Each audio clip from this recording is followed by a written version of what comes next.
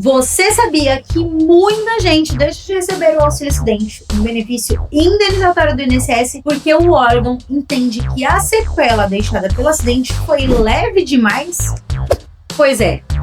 Esse é um dos motivos mais comuns de negativa do benefício. E o mais importante, em boa parte dos casos, essa justificativa não está de acordo com a lei. Então hoje, o nosso bate-papo é sobre um tema que gera dúvida, frustração e muitas vezes até desistência. Porque o INSS nega o auxílio-acidente alegando sequela leve. E o que é possível fazer quando isso acontece? Fica aqui comigo até o final, porque eu vou explicar o que a lei realmente diz, por que essas negativas acontecem e como reunir provas que mostrem de forma clara o que ficou depois do acidente.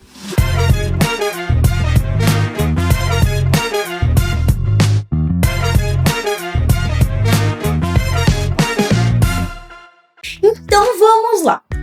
Pouca gente conhece ou já ouviu falar o auxílio-acidente. E quem já ouviu, normalmente ainda confunde com um afastamento ou aposentadoria. Em muitos casos até com aquele auxílio-doença. Mas é o seguinte, gente, o auxílio-acidente é diferente de qualquer um desses outros, tá? Ele é uma indenização mensal que é paga pelo INSS para quem sofreu um acidente de qualquer natureza, tá? E ficou com uma sequela permanente que reduziu de alguma maneira a sua capacidade de trabalho, mesmo que continue trabalhando ali quase que normalmente, tá? Esse benefício, ele existe justamente para reconhecer a diferença entre o antes e o depois do acidente. Então, é um valor pago até a aposentadoria e ele tem ali como objetivo principal compensar a perda funcional, aquela dificuldade de executar as tarefas e aquela limitação que mesmo que não te impede de trabalhar, muda a rotina e exige mais esforço ou talvez até alguma pequena adaptação.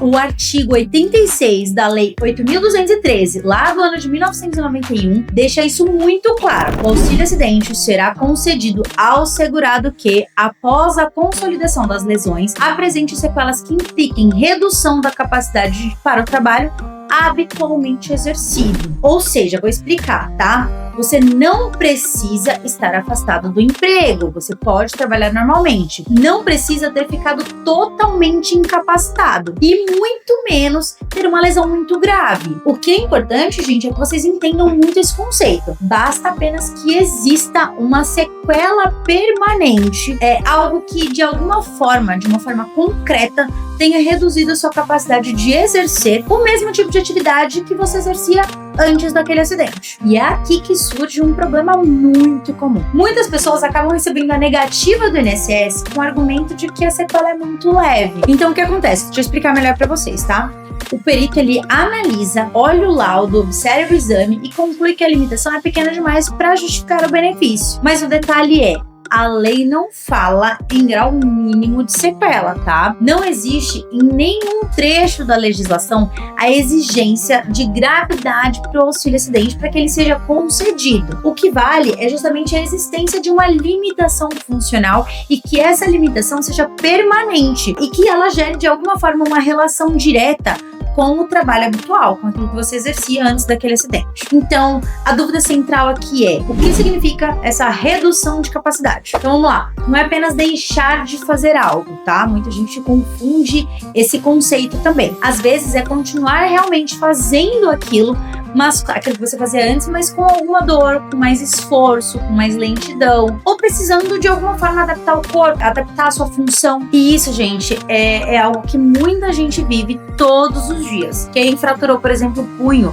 e sente dificuldade de segurar peso, por exemplo, de levantar coisas, ou sei lá, quem lesionou o joelho e sente dor ao subir e descer escadas. A gente tem também a opção aí de, sei lá, quem machucou o ombro e não alcança mais algo alto com facilidade. Imagina uma pessoa que trabalha como estoquista, né, subindo coisas, descendo coisas, isso é muito complicado. E essas mudanças, elas são mudanças funcionais. E o INSS, ele precisa obrigatoriamente levar isso em conta. Mas na prática, vocês acham que isso realmente acontece?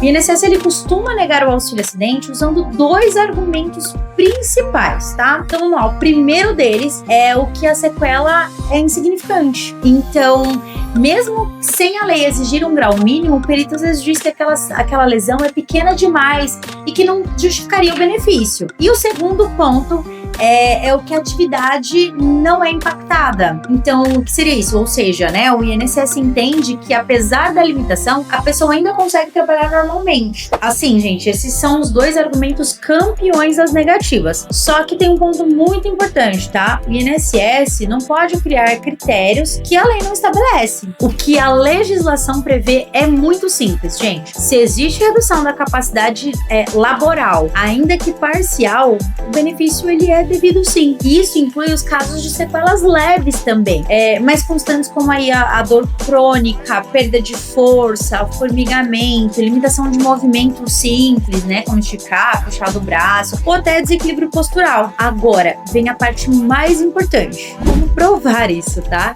Então, o que define o resultado para concessão ou não do auxílio-acidente não é o acidente em si, mas o quanto a sequela interfere no trabalho, não é o tamanho da sequela também, tá, gente? É o que ela interfere no trabalho.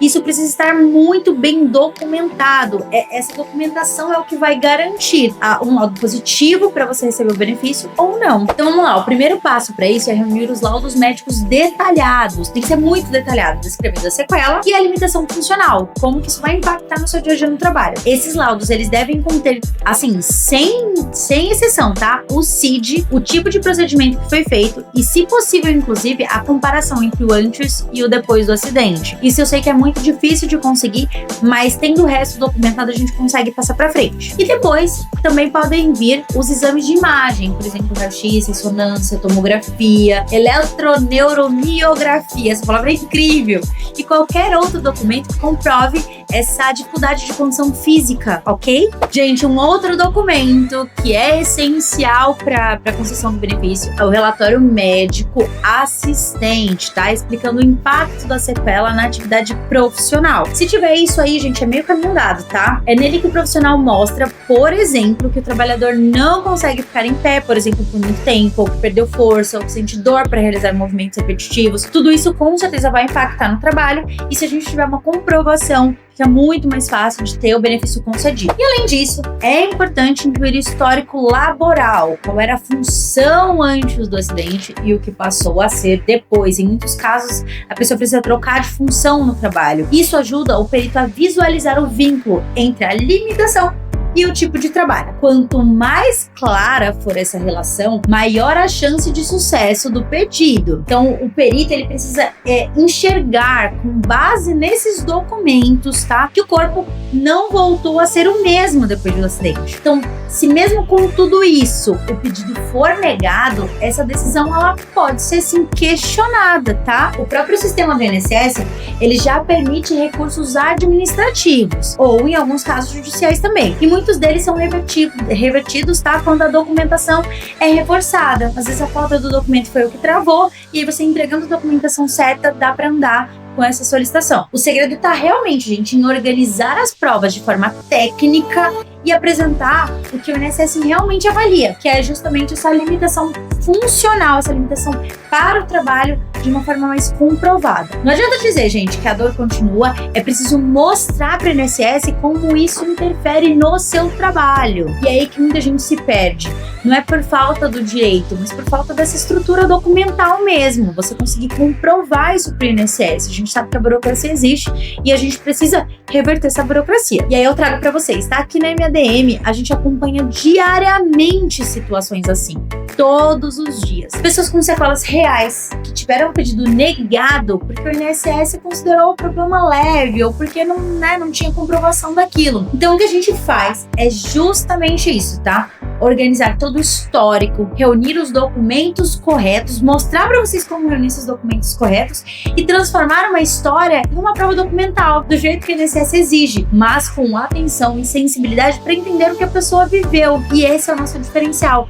Cada situação é analisada de forma individual, tá? Com método, com critério, porque cada sequela tem um impacto diferente na vida e no trabalho de quem passou por isso. E a gente precisa entender essas diferenças entre um caso e outro para conseguir a concessão do benefício para quem precisa. Antes de aceitar uma negativa por sequela leve ou qualquer outra, lembre-se que a lei não fala em grau mínimo, tá? O que realmente importa é a limitação funcional que ficou e o impacto que ela causa no seu trabalho. A sequela ela pode até ser pequena, mas se ela te limita, ela não é leve, tá? E o benefício ele existe justamente para compensar essa diferença entre o que você conseguia fazer e o que você consegue fazer hoje. A gente sabe que depois do acidente, muita coisa pode mudar. E é para isso que existe o benefício e é por isso que a gente luta todos os dias aqui no MADM. Gente, o INSS avalia os documentos e não emoções, tá? Então, a organização certa desses documentos pode mudar o resultado por completo. Então, vou fazer um pedido super especial. Se esse vídeo te ajudou a entender melhor sobre o auxílio acidente, se você acha que de alguma forma ele impactou você, deixa aqui o seu like e comenta aqui embaixo se você ou alguém que você conhece já passou por algo parecido e precisa talvez da nossa ajuda, ou que talvez já esteja aqui contando com nossa ajuda. Isso, pessoal, ajuda outras pessoas a perceberem que não estão sozinhas e que há caminhos possíveis dentro do INSS, que com o apoio certo a gente consegue ajudar vocês e que vocês conseguem ser ajudados, tá? E claro, gente, compartilhe esse conteúdo com quem pode precisar, certo? Vamos propagar a informação. E essa informação certa pode mudar o que parece ser algo definitivo. Então vamos juntos fazer essa corrente do bem.